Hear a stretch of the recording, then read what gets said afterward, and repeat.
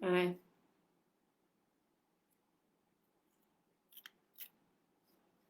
floss.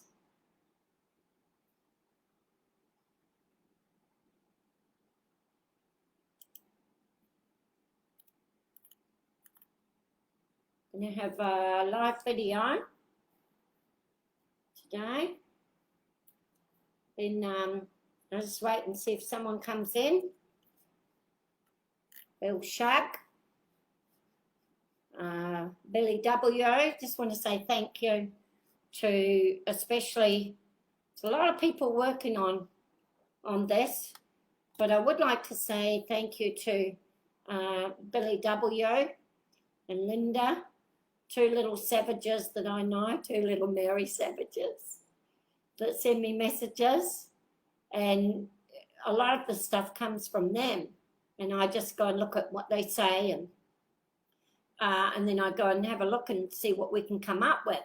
Okay, so we're on what we're talking about at the moment. We'll have to get started fairly quickly. We've got a couple. Can someone send a comment? I don't think I can see my comments there, but if someone could send a comment and say hello, that would be very helpful. Okay, I'll turn that off, I think. It's better. Oh, right.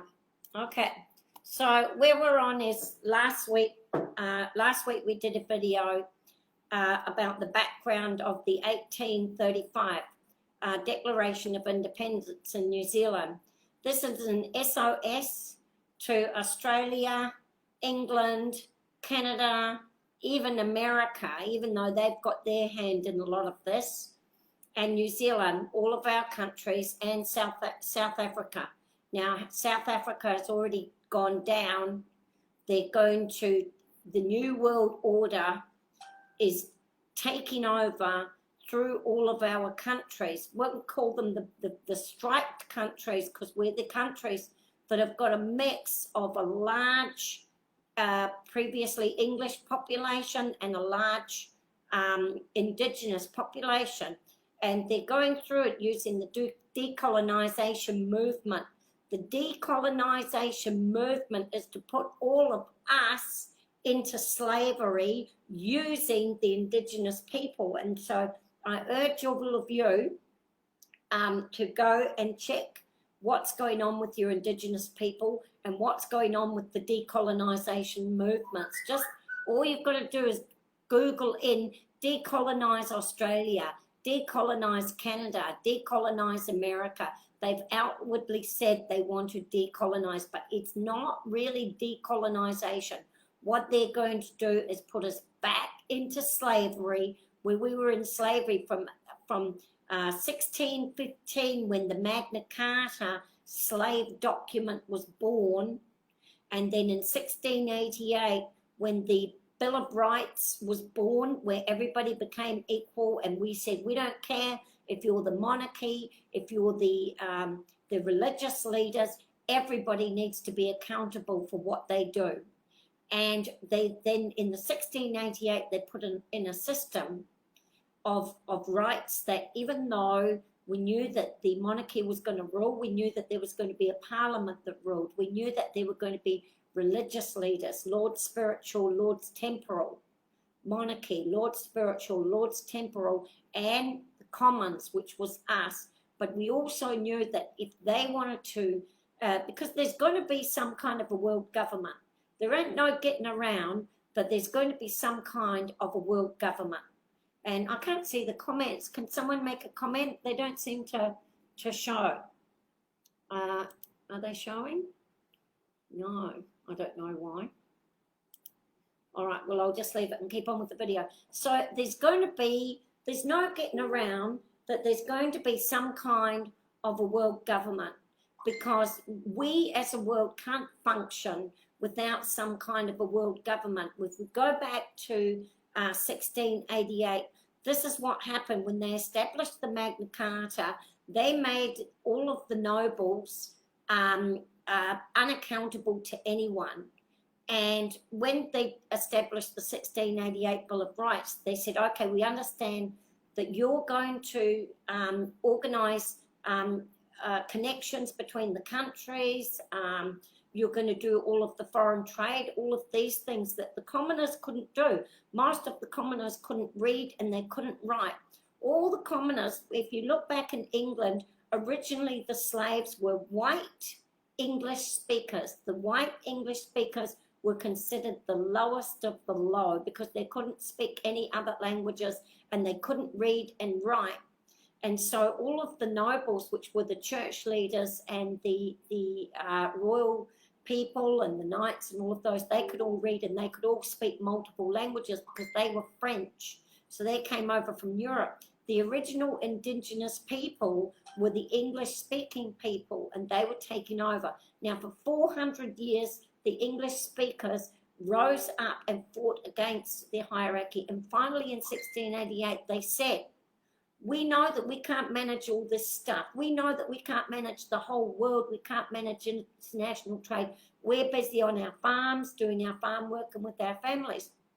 But they said, if you people rule over here, over us, you're going to be under restrictions. And they put the monarchy under restrictions. They put the church leaders under restrictions. They put the parliament under restrictions. And they also put the people under restrictions. So everybody, for the first time in all of history of mankind, everybody was accountable to someone.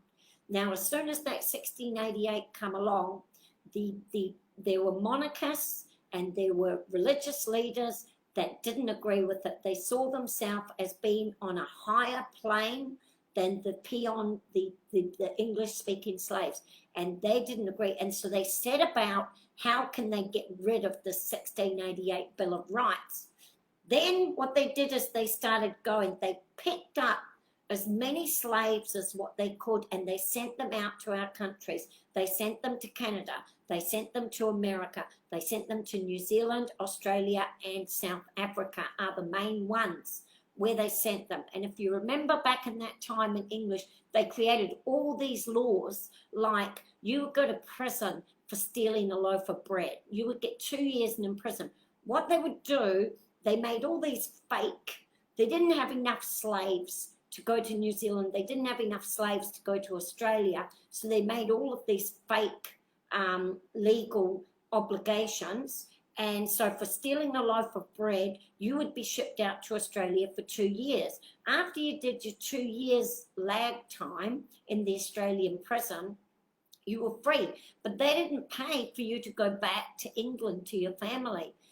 You had to go to work in Australia after you were set free and try and get the money to get back. And it just became too hard. Families were broken up.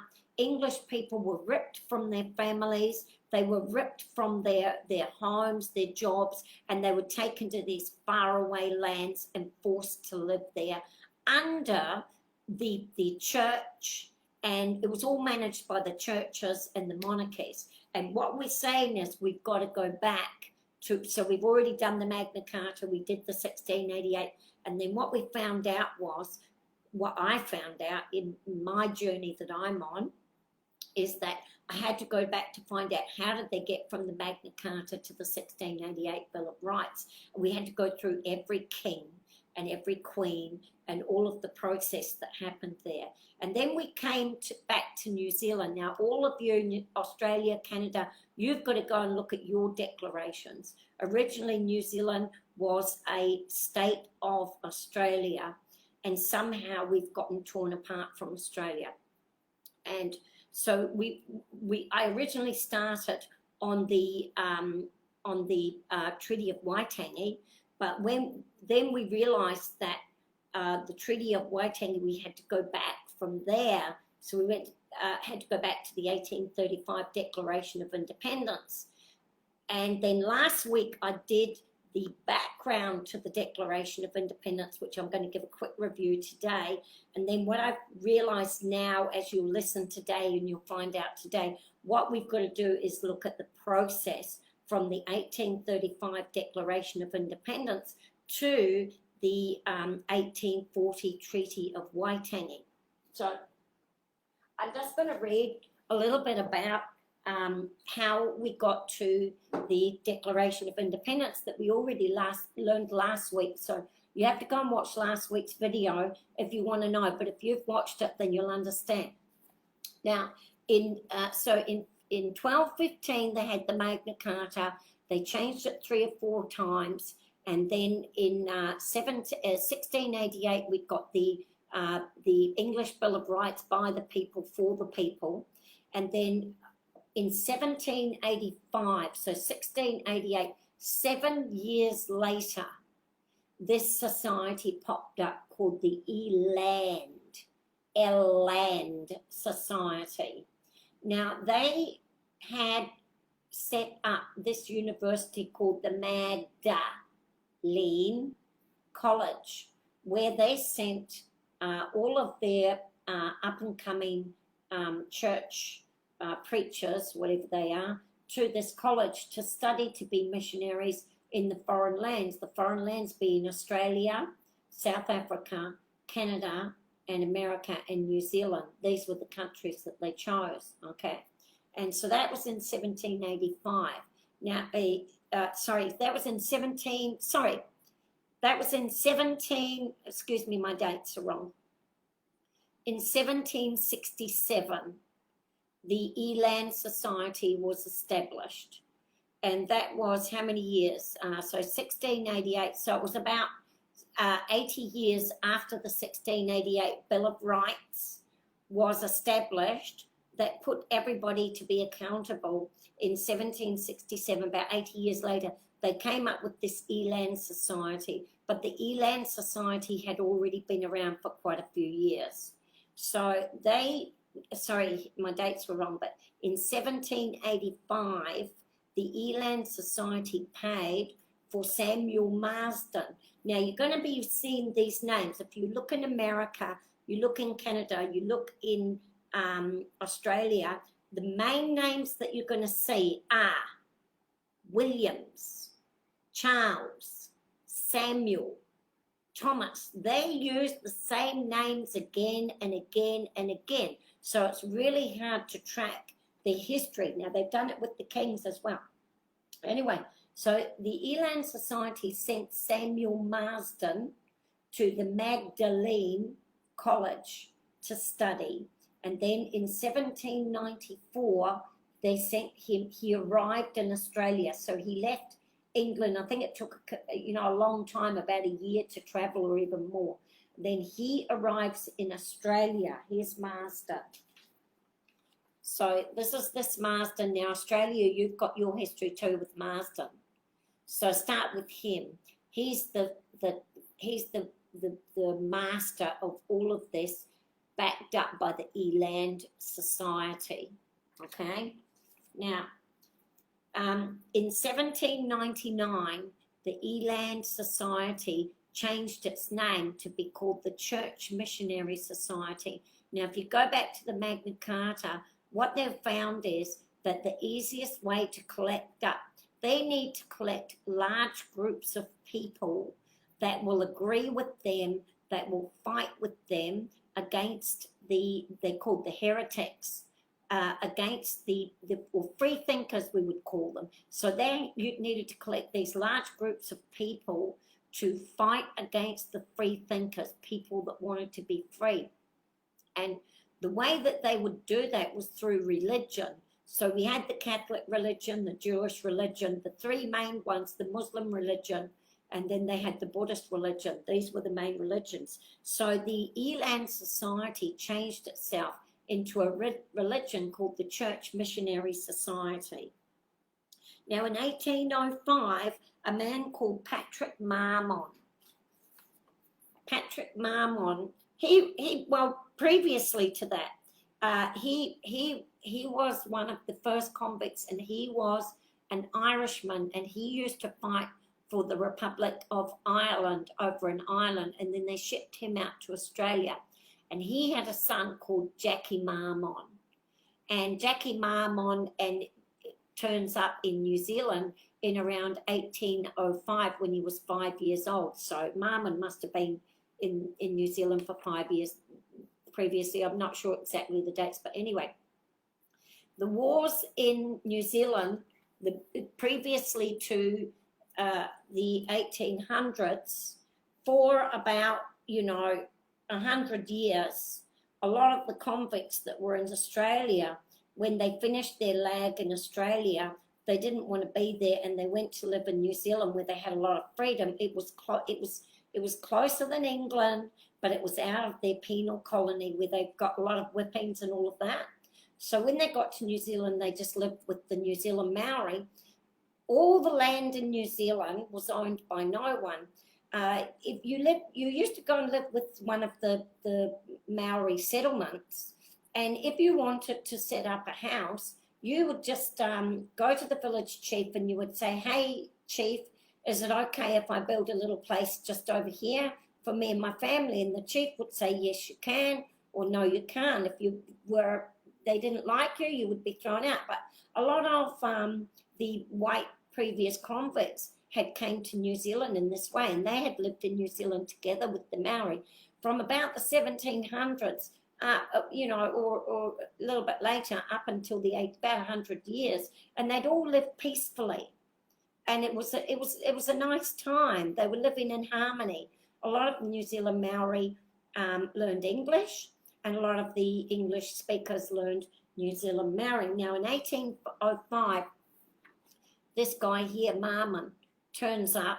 Okay, in 1785, Marsden turns up.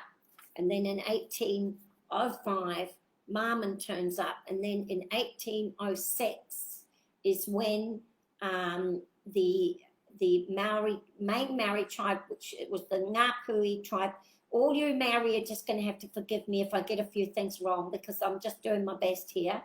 And so I do get a few things wrong, but I'm trying to do my best. If you hear any Maori names getting wrong, or the Missionary Society, some things get wrong, just forgive me a wee bit and give me a bit of slack here, because I'm about as dumb as what you can be, and I'm just doing my best. Okay, so where am I up to?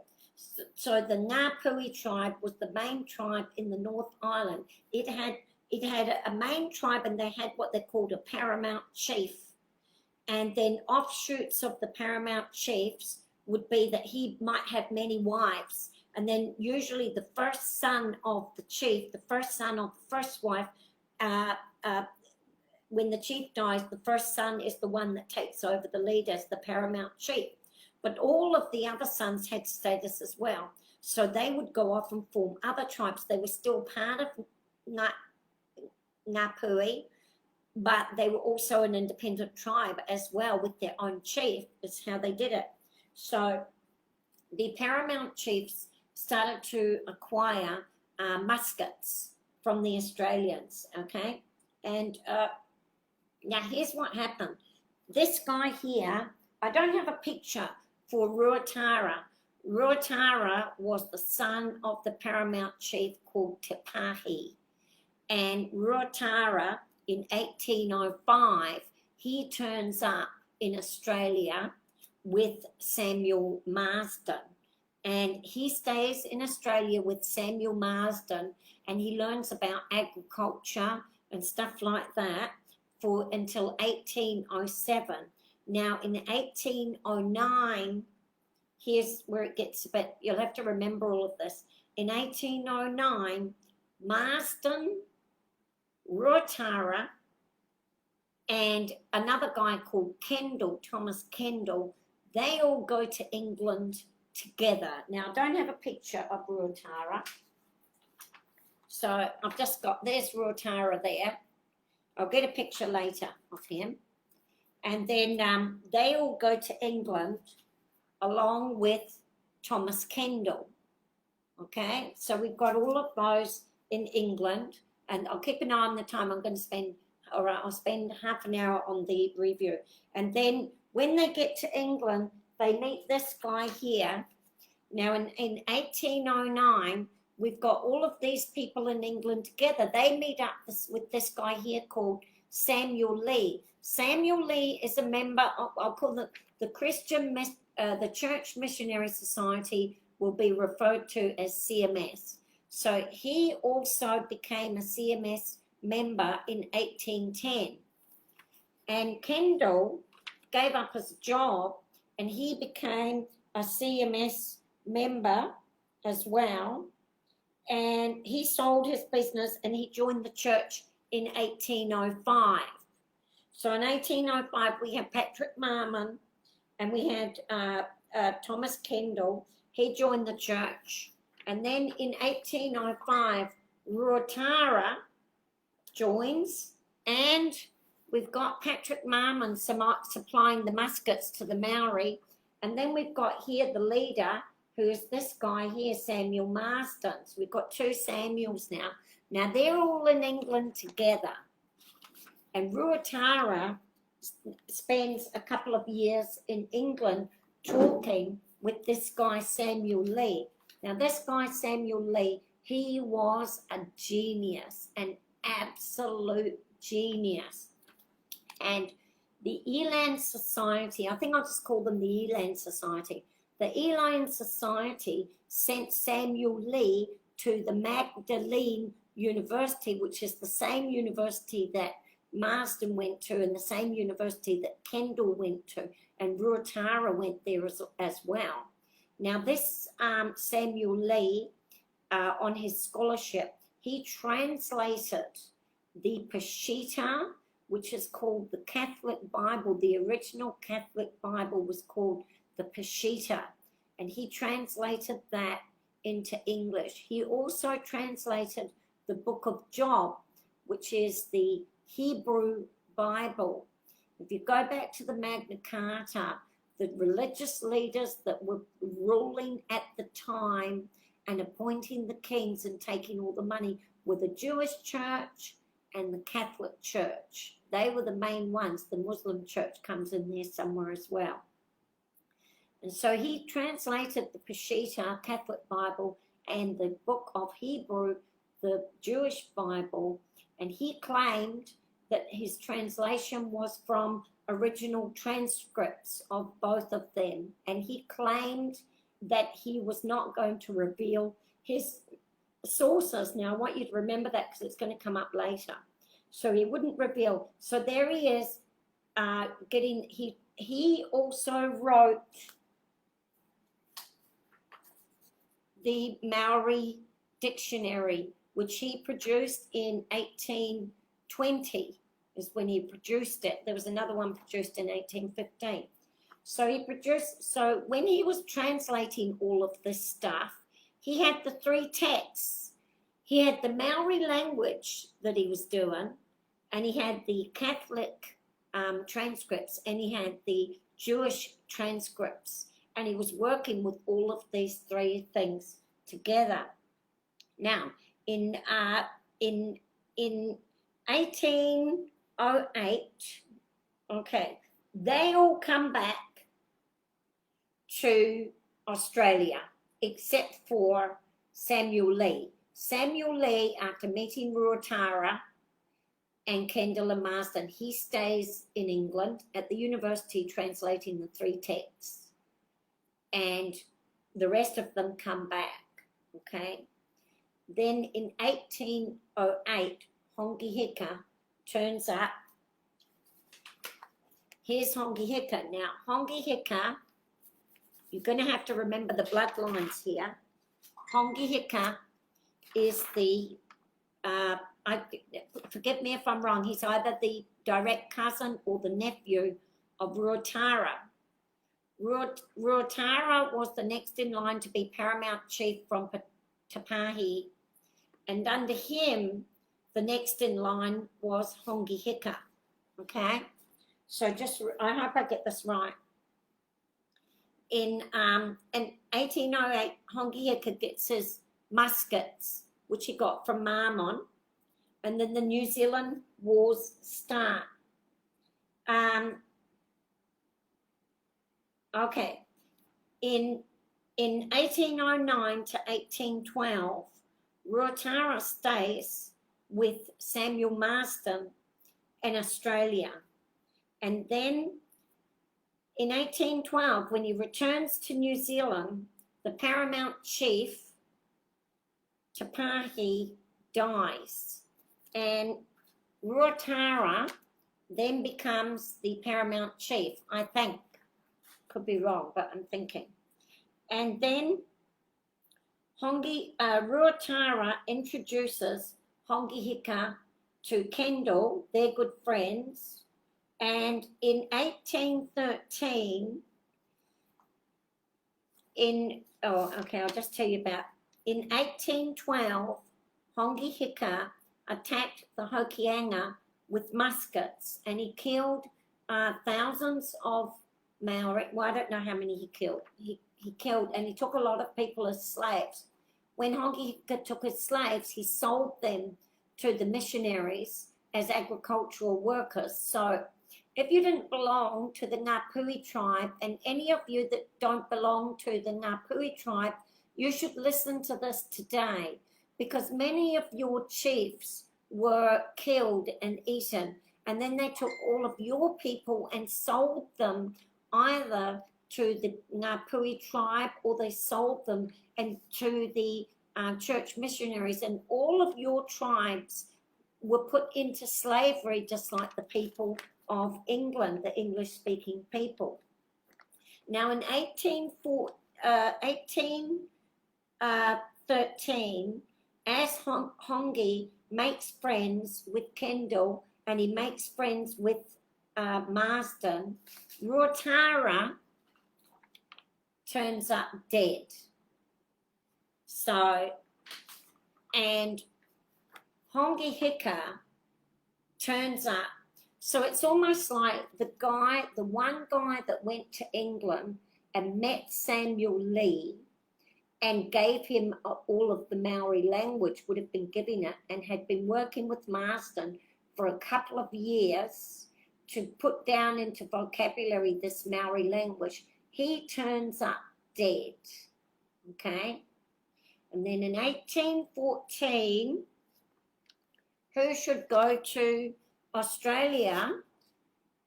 1814, 1815, Hongi Hika and his good friend that I don't have a picture, to just pretend this is a picture, his good friend Titor, both of them go to Australia, and then they help to produce the Maori dictionary. Now, they reckon that the first there were two Maori dictionaries. One was in 1815, which was this one, New Zealand's first book. It only had the vocabulary, and they reckon that Hongi Hika helped to produce it, but in fact, it would have come from Ruatara and others, because Hongi Hika didn't go there until 1814, I think. He was busy attacking everybody, so it would have taken a couple of years. So I'm thinking they did it with Ruatara. Ruatara goes to meet Samuel Lee, and then when they've gotten all that they want from Ruatara, he turns up dead, doesn't he? And then they start on Hongi Hika. See, they don't want anybody going back to New Zealand and telling all the tribes what's going on in England, what's going on in Australia. So they get their heads chopped and they go to the next one in succession. Now we're on Hongi Hika. That we already talked to you about. Titor goes off to England, and he's in England with Samuel Lee, okay? And he's in England for quite some time with Samuel Lee. And in the meantime, in 1817, Hongi Hika, with all his muskets, attacks the Thames. In 1818, he attacks the Bay of Plenty. Now, in the Bay of Plenty, it was the biggest haul. He attacked 50 villages, slaughtered their chiefs, ate their chiefs, and this Patrick Marmon was in on it all too. He was going there too.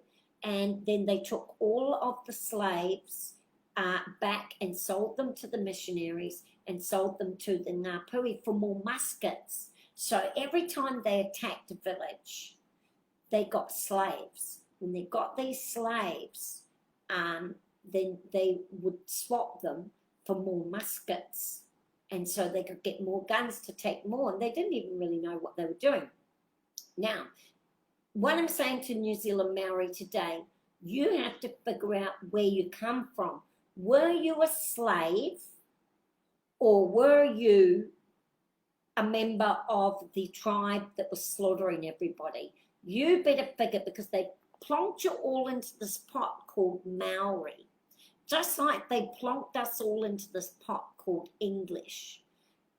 When in actual fact, in England, we had the Magna Carta group of the elite, and we had the English peon slave group of the free thinkers that were fighting them. And this is what you had in New Zealand. It is exactly the same thing. You had the Ngāpuhi elite that were trying to take control of the entire country, and you had all of the slaves that were taken from all the villages and put into slavery. You need to figure out, New Zealand Maori, which group you're in. We've already figured it out. You've got to go and figure it out. Now, so in 1819, Hongi Hika gives 13,000 acres of land to Kendall, and this is why it was called the Eland Society. And then, I know I've gone on a long time, you're probably thinking, but anyway, I hope someone comes in. I can't seem to get my comments, but anyway, okay, just keep on going. Anyway, in 1820, Hongi Hika goes back to Australia, and Marsden, Kendall, Hongi Hika, all of them go off to England. And then when they get to England, suddenly in 1820, the grammar version of the Maori dictionary turns up. Now, I know you've heard all of this, so I'll just move on very quickly as I can. In all right, at the university, the Magna Carta University, we've got Hongi Hika, Titor, Kendall, Samuel Lee, Marsden, and in comes Charles Tyree. Charles Tyree is a direct descendant of the French King Charles Tyree. So he's a direct descendant, and he is there on a Church Missionary Society scholarship. He was transferred from another university, and all this group are at their university planning 200 years ahead how they're going to get rid of the 1688 Bill of Rights and how they're going to take over our countries of New Zealand, Australia, England, and America, and Canada. How they're going to take us all over. It was going to they had to get rid of this 1688 Bill of Rights in order to go back to their Magna Carta absolute rule. So now we're getting back to the 1835 Declaration, which is where everybody wants to get to today. In 1823, Henry Williams arrives, and Henry Williams is he's the leader of the entire Eland Society, and the Church Missionary Society is this man called Henry Williams. Now, he turns up in 1823. In 1826, his brother, William Williams, arrives. Now, the Williamses are a bit of a problem. So, if you're from America, and you need to watch out. This guy here is Henry Williams, and he is the brother of William Williams. They are leaders of the Church Missionary Society, and this man here is William Williams in America. He signed the Declaration of Independence in America, okay? And Henry Williams signed the Declaration of Independence in New Zealand. And William Williams signed the Treaty of Waitangi in New Zealand. Now, these people are into eugenics, I'm going to do a whole thing on these Williamses. They took over the Pacific Islands as well with their 12 Williamses. But William Williams, I'll just say a little bit about them now. William Williams, his first son, I think, his first son married the first daughter of his brother, Henry Williams. And his first daughter married the first son of Henry Williams. So they're marrying their children. These two are brothers, and they're marrying their children to each other to keep the bloodlines pure, is what they're trying to do. Keep the bloodlines pure. I wish I could see the, can everybody see? I can't see any comments here. Okay, I'm just hoping that people are here. Hope I don't waste a video. But anyway, now, let's see. We'll have to do a video on it. William Williams, is that William Williams? Here, let's see now. His mother name was Marsh, and his daughter also, oh, let's see. His brother married a Marsh, so I'm assuming that they did the same thing, that his mother's children married back into her family, and his father's children married back into his family. So they were marrying up all of the first cousins, okay? And then his brother that married into her family went to lead up South Africa. And then another brothers went to lead up America. And other brothers went to lead up Canada. So these Williamses are all, if you can trace them back to the Church Missionary Society, are very involved in the takeover of our 5 countries, England, Canada, Australia, South Africa, and America. They're very involved, and you're gonna, if you keep watching my videos, it's all gonna tie together, and I'm gonna show you. So I'm not gonna talk about them for too much now, but that was just a little tidbit. And then, so in 1823, he turns up, and then in 1826, William Williams turns up, and then in 1833, this man here called James Busby. Now, James Busby, to get my papers here, Hongi Hika. Oh, I'll just go back to Hongi Hika. All right. Hongi Hika, when he's in England with Tito, Marsden, Kendall, and Samuel Lee, and Tyree, Thomas Kendall gives Tyree 16,000 hectares of land in exchange for thousands of muskets that he sent on to Australia.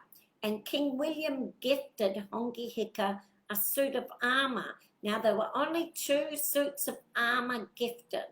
One was to Hongi Hika, and the other one was for Tito later when we had the flag wars that was gifted. So these 2, so Hongi Hika got thousands of weapons from Tyree through the exchange of thousands of hectares of land. And Hongi Hika went back to New Zealand, and in 1824, Hongi Hika attacks Whatua, and he takes all of Auckland and the 2 harbours. And then in 1823, Henry Williams turns up. 1824, Hongi Hika takes Auckland. 1826, Hongi Hika conquered Whangaroa, and in 1826, William Williams arrived. The two big honchos, Henry Williams and William Williams, turn up. And in 1827, this is what happened. In 1827, Kendall started to talk about, I haven't got it here, about the Maori and their spiritual beliefs. Hongi Hika and no New Zealand Maori, none, would convert to Christianity while Hongi Hika was there. And they had their own spiritual beliefs. And Marsden sacked Kendall when Kendall started to recognize the Maori spiritual beliefs, and Marsden sacked Kendall, and he ended up, I think, drowned in a ditch somewhere. And in 1827, Hongi Hika started to turn against the church. He started, I think, in my opinion, he started to see how he was being manipulated, how they were taking all these lands. He started to see that he was going on all these big fighting raids with the muskets. He was getting all these slaves. And I think he started to see that all the lands were being taken by these missionaries. And he started to wake up. And in 1827, after 1826, William Williams arrived. In 1827, Hongi Hika, out he goes, because he knew too much. He'd been to England. He knew all about what was going on in England. He'd been to Australia. He knew all about what was going on in Australia. And Kendall and Hongi Hika started to turn. They just went just like Ruatara and Te Pahi. Out they go. Okay. Then, okay, don't let me get lost here. So then, in 1834, okay, I'm almost at the treaty. I'm almost at the Declaration of Independence, which is not going to be that long. Okay, so bear with me. Done that. Right. Now, Busby turns up in 1835. Before he turns up, another William Colenso, he turns up in 1834. And he brings in the printing press, is what he brings in.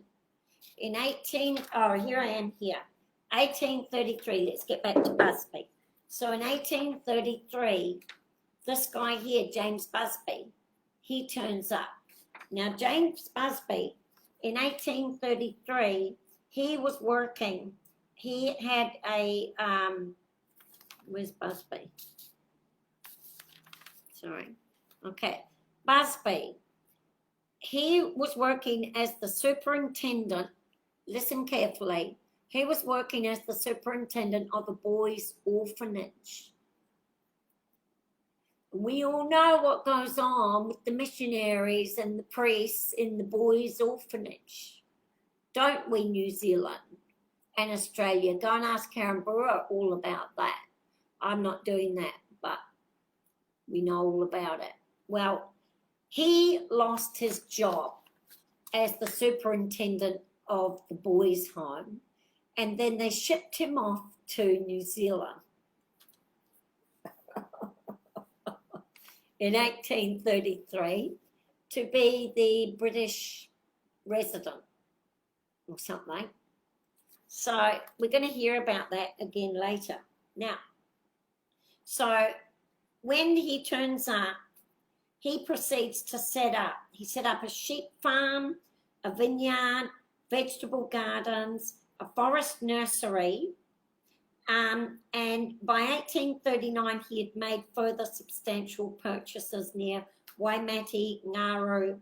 He had purchased something like 140,000 acres of land, including 2 entire towns, and he was dividing them up. Now, here we're almost getting to the Declaration of Independence. Previous to the Declaration of Independence, the land was owned by no one. If anybody went there and bought land, the chiefs could come along at any time and throw them off. the chiefs all started fighting and the people started fighting because they would buy up all these thousands of acres of land and they would throw all the Maori people off their own land. Not only the Maori people, there were many white settlers. Something you need to understand, there were many convicts that had finished their sentence and couldn't get back to England, and they were living with the Maori, and they were fighting with the Maori to stop all these land sales. And so there was a lot of bloodshed at that time. The Pākehās you had the Ngāpuhi, and then you had the Pākehās that worked with the Maori slaves. There were these two groups. So you really have to understand that if you want to understand the Maori. You're not all on one, you're not all just Maori. You were tribes, and some of the tribes were good and some of the tribes weren't good. Some of the tribes were manipulated by the Magna Carta Freemasons. Okay, so you have to work this out. Your Aboriginals have got to work it out as well. And so he bought all this land, 140,000 acres. Kendall had his 16,000 hectares that we know about that he gave to Tyree, and another 13,000 acres that he had, but there must have been more. He wouldn't have given away 16,000 hectares and not have had anything for himself. So that's what we know about. Now, Henry Williams had purchased more than 22,131 acres plus, okay? So they had bought all of this stuff here, all of these lands. Now, I'm going to get to, right, just bear with me for a little bit. There's nobody on, but bear with me. I hope you can all see. Henry Williams and Busby. Oh, okay. So, Hongi Hika was out, and Tito then becomes the lead manipulator.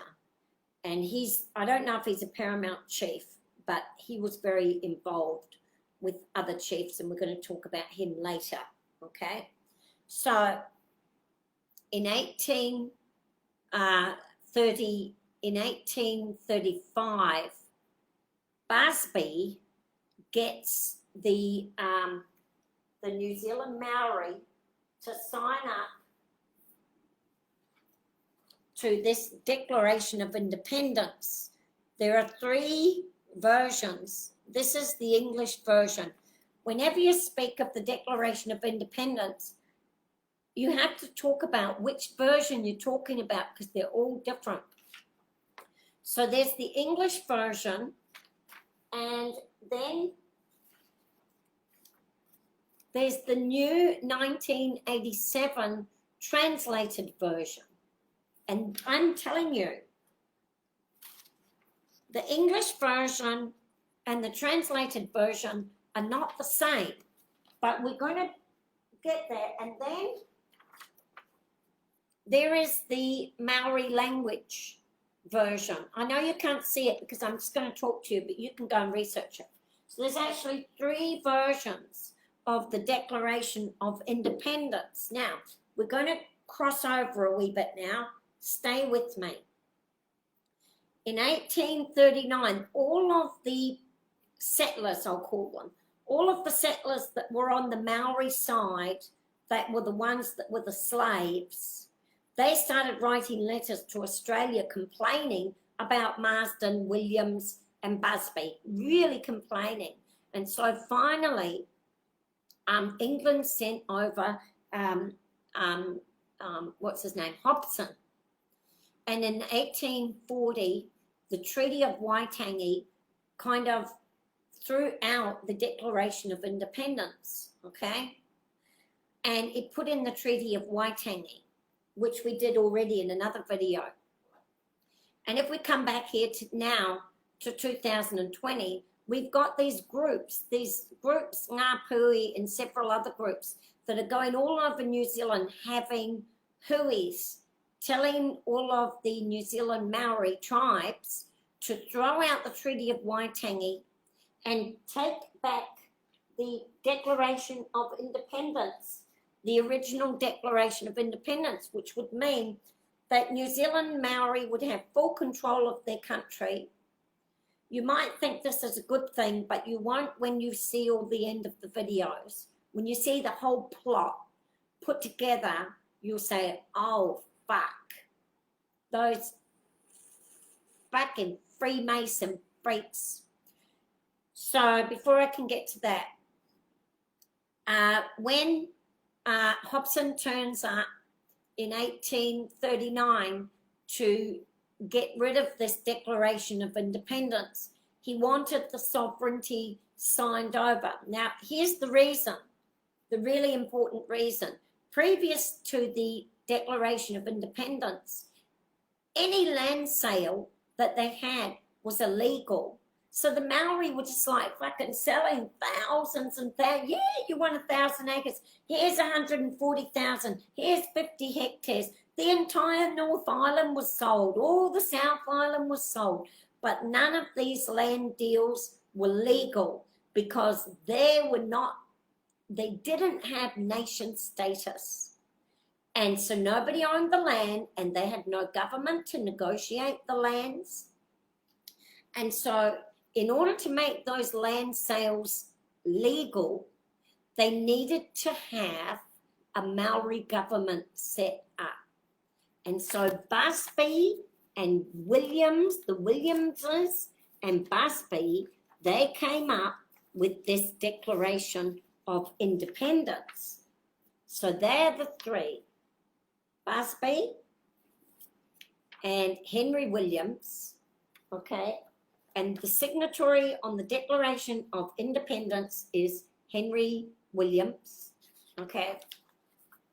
Now, as soon as that declaration was signed, any land sales, any land documents, they became legal in international law. And so anybody that had that land now could legally ask the British government, ask the Australian government to come and fight for it, because that land was now, previous to that, if anybody bought land and the Maoris come back and said, hey, we want that back, the British government couldn't intervene because the land was not legally sold, because they didn't have a government. When the Declaration of Independence was signed and it was sent to England, and as it was accepted in England, from then on, if anybody bought land, it internationally was legally bought. And if it was bought by any of the missionaries, they could call to England and say, hey, we bought this land, we've got this legal document, and these Maoris are taking it back. And the British could legally send troops there to fight for that land. Okay? So this Declaration of Independence was set up. It was a setup to scam the Maori to get the land so that the British would defend the buyers of the land legally. Okay, now, in if you don't believe me, we'll go on. Listen up, Maori, about this declaration, this whakaputanga. It is a whakaputanga. It is nothing more than a whakaputanga. No, I'll go on. In 1840, when Hobson came, he got the Treaty of Waitangi signed, all right? And in August, okay, I'll go to that later. In August, so the treaty was signed in February, and there's other documents about this as well. The treaty was signed in February, and what they'd done, the South Island, previously to the treaty being signed, I've just come across new information, previously to the treaty being signed, this group of people, which I'm assuming is the CMS Society, had scooped up all the chiefs in the South Island and taken them to Australia. And they had them lined up, now I can't remember his name, but in Australia, they found out that these chiefs were in Australia. signing land deals. And the Treaty of Waitangi had not yet been signed. And so the guy, I can't remember his name now, but he called all these Maori to his office, these chiefs, and he said, we don't want you to sign these land documents. We want you to sign with the Queen, and then your land will be bought from you at a fair price. They just couldn't stop selling it. The Maoris went away. The Maoris were given some money that were from the British Crown, these chiefs, and they went off, and then this society got hold of them, and the Maoris were supposed to go back and sign this treaty in the government office in Sydney in a few days' time on February the 12th. But they didn't go back, and they were accused of stealing the Crown's money, when in fact what had happened is this society, this CMS society, had given them more money and gotten them to sign over hundreds, well, maybe not hundreds, but dozens of land deals which sold the entire South Island, almost all of the North Island.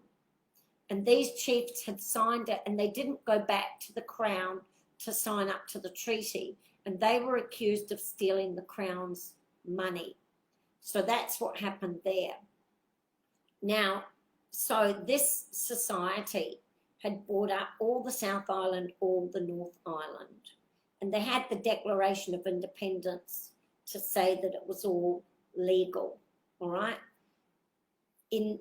Then when Hobson came and the Treaty of Waitangi was signed, they made a law. They said all land deals previous to 1840 are null and void. We're not accepting any of your fucking crap land deals, is what they said. They said all this land belongs to the Maori, and that they would accept, they would give, where did I put it? Oh, where did I put it? Well, I'll try to remember. They were only going to acknowledge each person that had bought land. Each person that had bought land would be entitled to,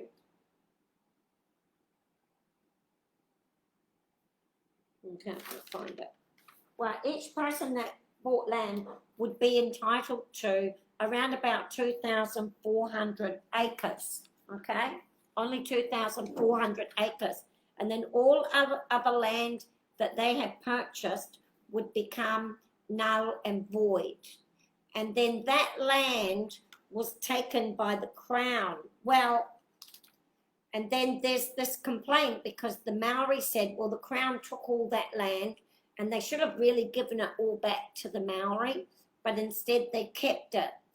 That's another fight, and I don't want to really talk about that fight just now, okay? But let's just look at this Declaration of Independence and why we should not bring it back over and above the Treaty of Waitangi.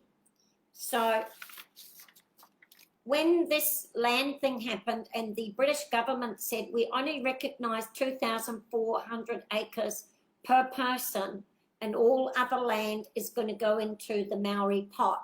It's going to go into a pot for the Maori. On the 22nd of August, the plotters, the people all involved with this, Marsden, I think Kendall was dead, but Busby, William Williams, Henry Williams, all of them, and another guy called Wentworth, they took the Crown to court. And just like we had a fight over the Magna Carta and the 1688 Bill of Rights, we also had this fight of the 1835 Declaration of Independence and the 1840 Treaty of Waitangi, okay? There was this battle going on.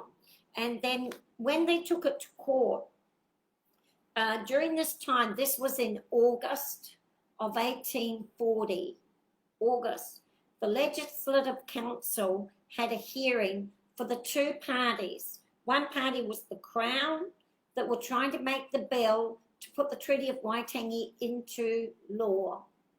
And the other party with the group that had formed the 1835 Declaration of Independence, and they wanted the Declaration of Independence to overrule the Treaty of Waitangi. They said the Treaty of Waitangi should be null and void. After extensive, right, listen up. After extensive, rigorous, and severe questioning of Mr. Busby, he admitted, this is what he admitted about the Declaration of Independence. 1, the declaration was drawn up by himself in conjunction with the missionaries being Marsden, Henry Williams, William Williams, and his son. 2, Busby agreed to the examining officers that the chiefs were chosen at his request, and that the chiefs were selected by himself, and he admitted that he chose chiefs that would do whatever he desired them to do. So they'd killed off Ruatara, they'd killed off Hongihika, they'd killed off Kendall, who had started to see what they were doing and started to go against it. So they killed them all off, and they chose weaker chiefs as best they could. They might have chosen a couple of strong chiefs, but they chose the ones that would do. He admitted that he drew up land deals, huge land deals for himself, for the missionaries, and for the signatory chiefs. So they set all this plot up. So if you were the groups of the slaves, that Hongihika, all those villages that had been attacked, and all those lands that had been taken, these missionaries and the chiefs divided it up between themselves through the Declaration of Independence and made it all legal. So there are a lot of tribes presently in New Zealand that are fighting because the invading tribe took their land, all right, and then they were taken from their land and sold as slaves, and they had no chief, okay, and they still haven't got their land, but the invading tribe got their land today. So this is what happened with this Declaration of Independence, the whakaputanga. And he said that they had purchased thousands of acres of land, including 2 harbours, all of Auckland, several townships, and then another guy, and all of the Bay of Islands area, hundreds of thousands they had purchased. And then another man called Mr. Wentworth, who had also purchased thousands of acres, he declared in the proclamations of Hobson to be null and void. So he declared that the treaty was null and void. He wanted it null and void because he maintained that the savages had the right to sell their land and the missionaries had the right to purchase it. After all the court case was heard, it's all in the past papers, documents, it said in the paper that the impression of the audience seemed to be that Busby and the missionaries made their office to be completely subservient to himself and the missionaries, who together had used their office and missions to acquire great personal wealth, is what they had done. So what had happened is, once that, I'm trying to find my other piece of paper.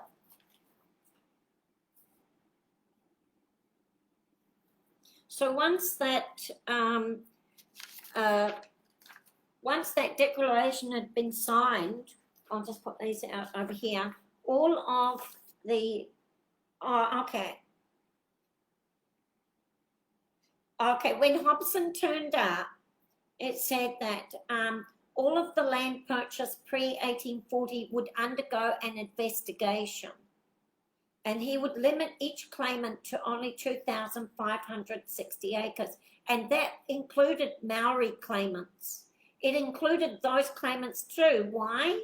Because they had stolen thousands of acres and killed thousands of people with under Hongi Hika to get these lands, and then the missionaries and the chiefs of the Ngāpuhi had divided up the lands. So the Crown had said, okay, everybody, we're not going to recognise more than 2,500 acres for anybody. That even included the Maori chiefs. And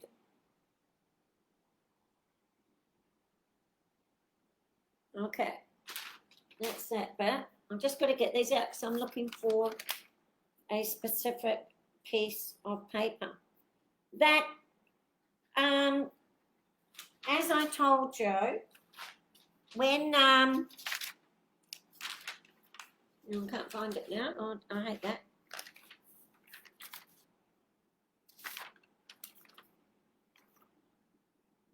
Oh, okay, here it is.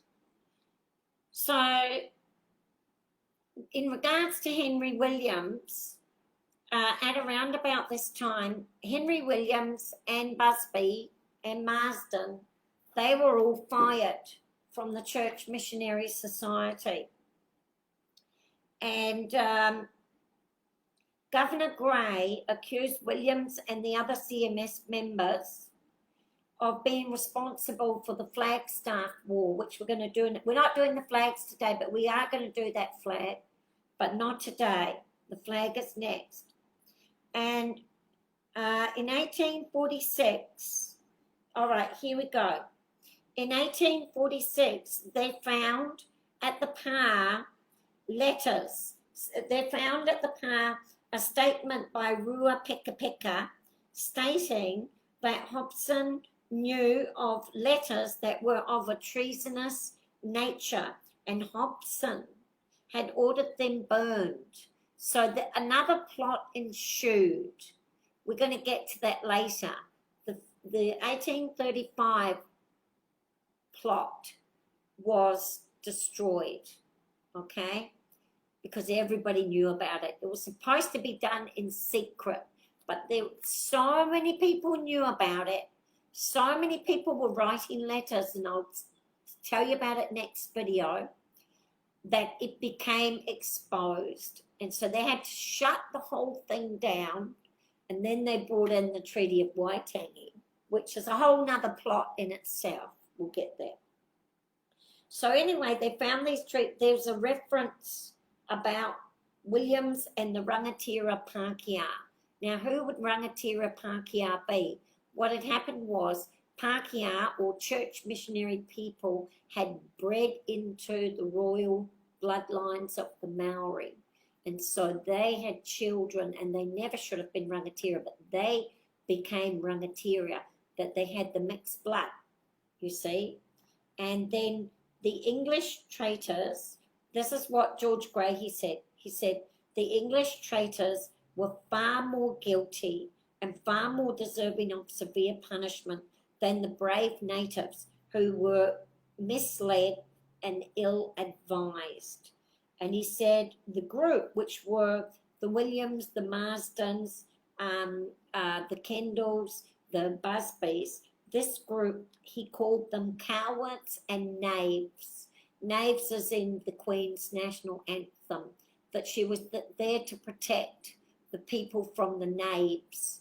And so they were called knaves. They were called traitor. They pursued, here's what they said, they pursued traitorous schemes without risking their own lives, yet they artfully sacrificed the lives of others being Hongi Hika, Ruatara, Te Pahi. All of their lives were sacrificed in order to get all these lands out of the hands of the various tribes that were around New Zealand. It's a heinous scheme. It's just fucking feel really sad when I'm reading it. But you know, the Maori were, there's a few, they were manipulated, but they were greedy too. So Gray said the land acquired by the CMS cannot be placed in the hands of the CMS church. So the CMS church was trying to get the lands after their missionaries took it. Without large expenditure of British blood and British money. And that is because when the Declaration of Independence was signed, land sales became legal. And if the people took the land, so if Henry Williams went and moved on the land and put a fence around his 140,000 acres, and he threw all the Maori out, and the Maori come to attack to get their lands back, the British, if he wrote to the British government, under British law, they were obligated to come and shed British blood and British money to protect the British subject, because he had bought the land legally. Do you understand? Because of the Declaration of Independence. Previous to that, the British government couldn't do anything. So there was going to be a bloodbath all over New Zealand for this land, and the British were going to be used as the murderers of all the Maori to protect this British land that they had bought. This is because of the Declaration of Independence. So that is the story of it. Now I'm going to quickly get to the Declaration of Independence now that you know.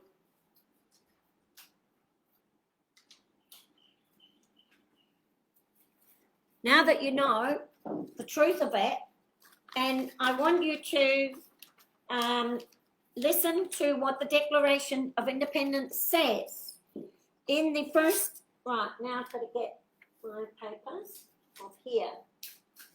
Right, this is going to be a long video, people, I'm sorry, but I'm just going to do it. So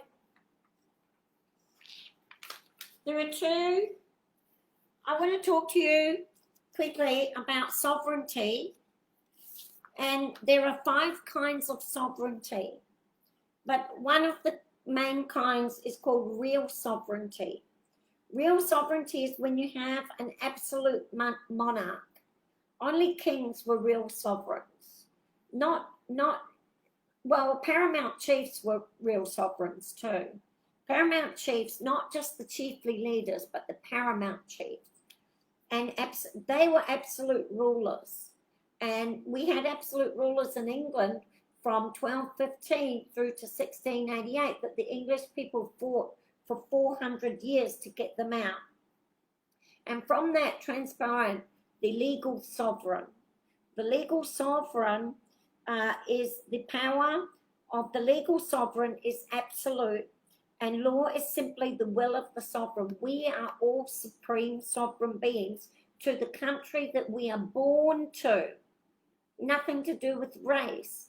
When you are born to a country by parents that are born to that country, you become the legal sovereign holder of that country. Nobody owns the land. God owns the land. But you do become a legal sovereignty by your birthright. And so they brought in the legal sovereign who grants and enforces all of the rights. Only the legal sovereign has the power to declare the will of the state. The sovereign power, which is us, is absolute and supreme. There are only 2 places a sovereign power can reside. The first is in the monarchy, and the second, it resides in the body of the persons. So we give our sovereign power as individuals, we group it up and we place it in the hands of the monarchy, who's supposed to protect the 1688 Bill of Rights. All right? So the legal sovereigns. So this is important that you understand the difference between an absolute sovereign, a real sovereign, which is an absolute king, and a legal sovereign, which is our individual sovereigns that we place in the power of one king or monarch or government to govern us. I want you to understand that. You'll understand why. So I'm going to go directly to, we've got 2, quite tired. And he said, Zane, can you get me some water? I've got some. I'll just have a little drink of water. Oh, shit. We're going to finish soon because this is not long. I sometimes do the ironing when I listen to these videos. I just put on the video and I listen and I do my ironing, or I do whatever it is that I want to do, and I listen. Or if I'm in the car, so you don't have to just sit there and listen to it because I know they're long. So we currently have 2 declarations of independence, just like we have 2 treaties.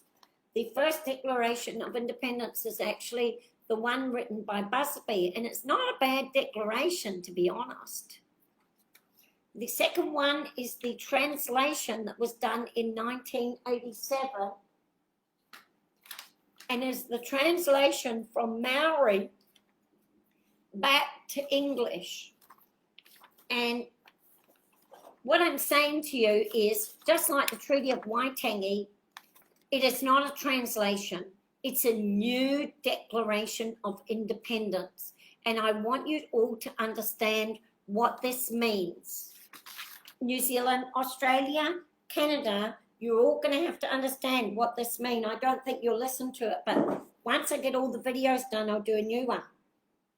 So in the English Declaration, he says, have a listen, we the hereditary chiefs and heads of tribes of the northern parts of New Zealand, doesn't include the South Island, being assembled at Waitangi in the Bay of Islands on this 28th day of October 1835, declare the independence of our country, which is hereby constituted and declared to be an independent state under the designation of the United Tribes of New Zealand. And the translated text, listen carefully. We the absolute leaders. Now, do you remember what I told you about sovereigns? The absolute leaders. We the absolute leaders of the tribes of New Zealand, not northern New Zealand, the tribes of New Zealand to the north of Hauraki, Thames, having assembled in the Bay of Islands, Tokerau. It's not the same. On the 28th day of October 1835, we declare the authority and leadership of our country and say and declare them to be a prosperous economy and a chiefly country. Now, I'm going to explain to you the difference. In the Busby section, he says, we the hereditary chiefs of we the heads of tribes. What does it say? We the hereditary chiefs and heads of tribes. So we the hereditary chiefs and heads of tribes. You know, I think I'm going to go out and start this video for a second video is what I'm going to do. I'm just going to come right back and we'll start it as a new video, okay? All right, I'm going to go out.